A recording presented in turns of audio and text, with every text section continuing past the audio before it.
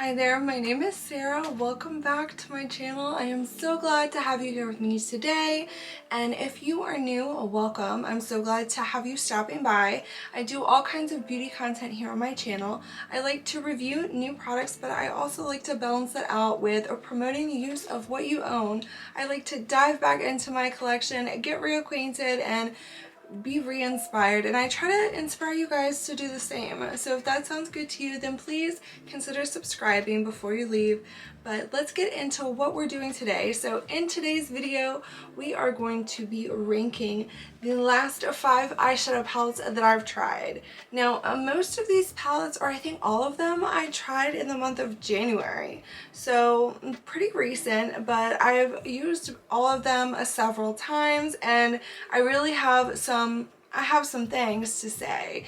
So if you're interested in that, then just keep on watching. Now let's go ahead and start off at 5th place. Place number 5, the bottom of the list. So that is going to be the Natasha Denona Mini Biba palette. So this is what it looks like. If you weren't aware, when this eyeshadow palette first came out, I did a video featuring it where I created a look and did like a first impressions, and then I also came back and did like a 2 looks with this. I'll have everything linked, like where I use these palettes here on my channel, so if you guys are interested, you can find it. But it's another neutral palette. It's more rosy. I feel like I have these shades several times over, and really what I was buying it for was this metallic shade in the center and this cream to powder shade right here. I was really interested in how this was going to perform, and honestly, it was lackluster. And I don't know if you guys can see, but actually in the pan itself, it's kind of like it was dry to begin with, and it like crumbles, and it's not a good time. And you know, I've never had that happen with like a Natasha Denona palette before, and I love her minis, but I don't know. This one is just gonna go at 5th place. I think that if these are tones you like, and you know, you don't have this several times over, but most of us do, this is a very standard rosy neutral palette. I mean, is this metallic shade super unique? No, not really. I mean, this is what it looks like on my finger. It's like got a very sheer base, but it's super reflective, and that's why I really do like it. But at the same time, if you're just like looking for one shade, I would really skip out on this. If this is something you don't have, or you are just like a mini collector for Natasha Denona like myself, then you know, by all means, do you boo-boo. Moving right along to place number 4. Now this pains me a little bit, because I was so excited for this. Okay, so this is the Pat McGrath and Bridgerton collaboration eyeshadow palette. This is the Diamond of the First Water eyeshadow palette, to be exact. This is what she looks like, and honestly, I probably would have ranked this higher if I didn't have such a difficult time with these Baked Gelée satin matte formulations.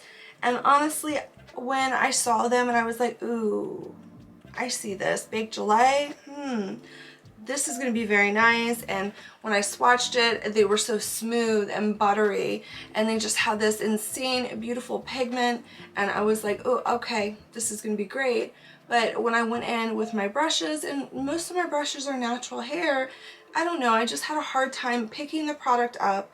And for the price of this palette and everything else in the collection, I expected better.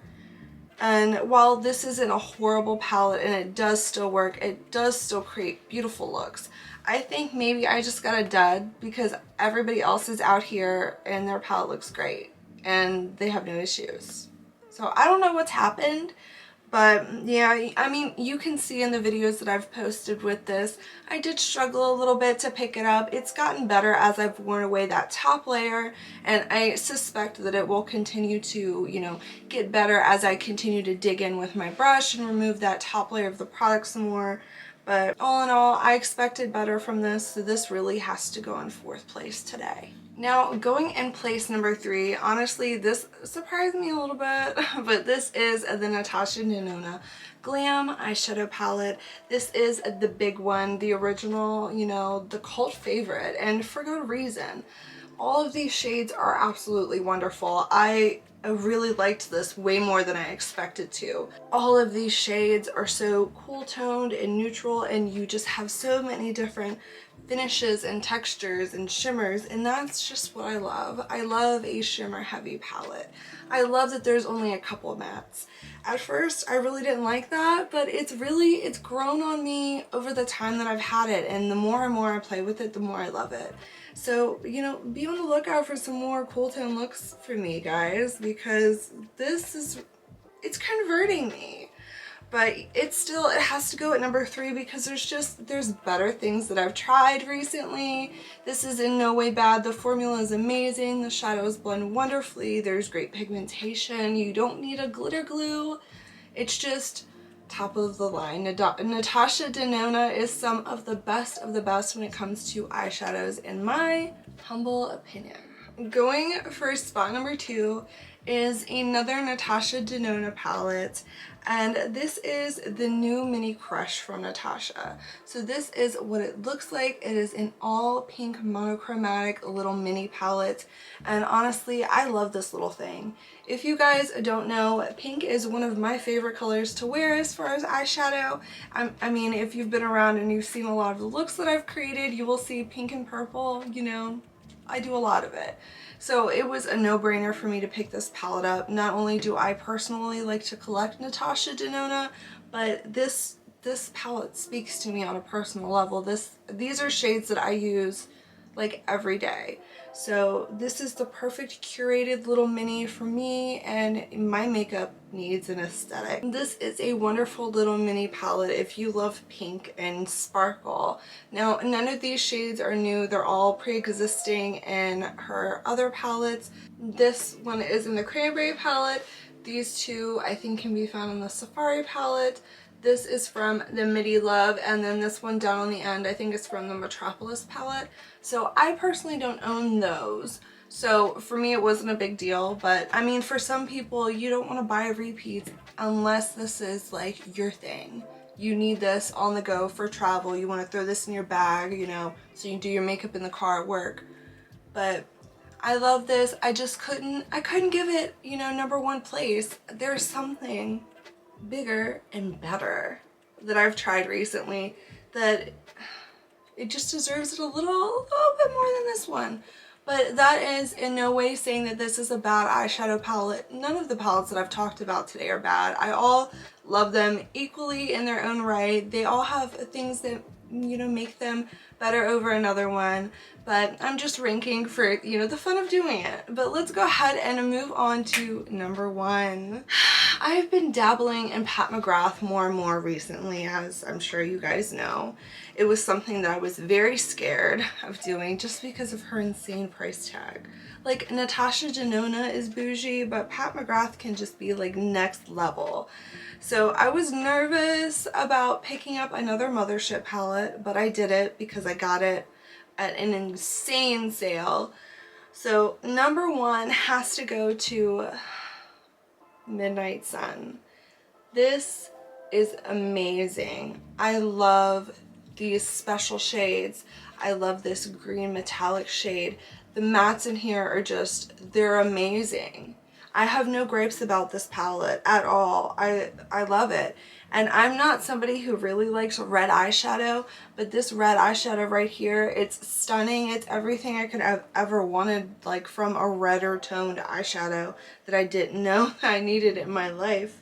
And like I said, the mattes, they just blend so great. The shimmers have such great opacity, and you know, I feel like with these motherships, when it comes to picking your favorites, it's really up to personal preference and color story. While this doesn't beat out my Utopian Dream, this is still a wonderful eyeshadow palette, and I loved it. I've created several looks with it, and these special shades over here are stunning. If you guys don't have this, I would highly recommend it. you can't go wrong with it. I had no issues with it, no complaints, and that's why I'm ranking this at number 1. I don't know, guys. I don't know. I think I'm gonna start having a Pat McGrath problem. I don't want to be a Pat McGrath collector. That's expensive. But no, for real, no jokes. This is an amazing palette, and if you guys don't have it, I would highly recommend. I love this thing, and that's why it gets spot number 1. Alright guys, so that is everything today. We just ranked the last 5 palettes that I've tried most recently. I hope you had fun just sitting down with me for a few minutes and talking about the makeup.